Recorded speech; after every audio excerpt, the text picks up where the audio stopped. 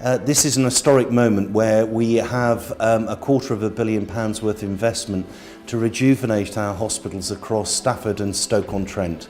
Why are we doing that? Well, the reason why we're doing that is we've had a big debate with the public over many months following formal consultation about the need to change health services in Stafford, and we're absolutely committed to develop world-class care for our patients. The decisive moves we're making are going to be made in the next six to 9 months as we transfer some of the services from Stafford to Stoke.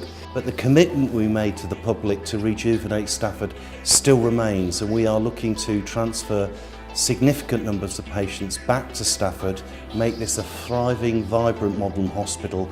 So the Frail Elderly Assessment Unit, it's an emergency portal for older adults who are frail. We set it up in 2010 in the Royal Stoke Hospital.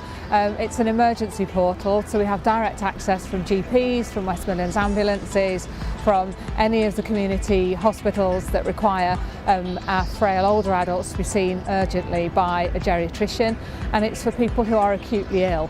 We're intending to roll out the Frail Elderly Assessment Unit model at Stafford. At the moment we're undertaking a survey to look at the population, just as we did here, and the numbers that would potentially come through a unit like this. So essentially the Frail Elderly Assessment Unit in Stafford, like it is at the Royal Stoke, will be about getting the right care for the right person at the right time. After January the 19th, for women who are having high-risk pregnancies in the county site, they will be coming up to the Royal Stoke for their births. But all the other services that they access currently will still be existing within the county site. So we will be offering scanning facilities at the county site, consultant-led antenatal clinics, midwifery-led antenatal clinics supported by the community midwifery team. We'll also be offering postnatal clinics, and of course we'll be opening a freestanding birth unit at the county site. I'm really confident that we'll be able to support the extra activity on the Royal Stoke site. We've worked extremely hard over the past 3 to 4 years to maintain the service on this site. In order to enable us to cope with the extra volume of births, we have opened 12 extra beds on the 2 wards, Ward 205 and 206, and we've also adapted one of our high dependency rooms and made it a 2-bedded room.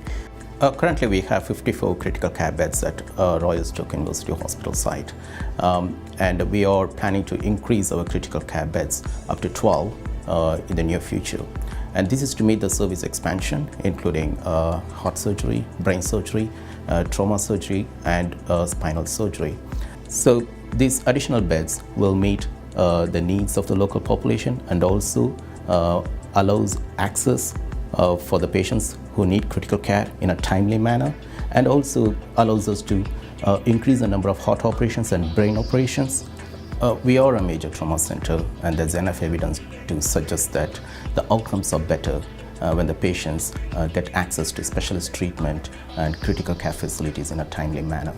And with all these facilities under one roof, there'll be better patient care and also improved outcomes. This is a really exciting time, and going forward the services are going to look much different, but down at the county site we will have a co-located assessment area next to the accident and emergency department that will be supported and delivered by children's nurses. We will have co-located paediatric appointment next day access clinics, and again they will be delivered by paediatricians that have got years and years of knowledge, experience in delivering that level of service. The developments going forward for bringing 2 centres together, it's really exciting. It means that we're going to have a greater wealth of experience staff to deliver those services to the population that's ever greater now. It's going to bring all our paediatricians together and all the skills and knowledge they've got around specialised services. From a point of inpatient services, that will move to the Royal Stoke, and that's enabling us to open up a 3rd ward.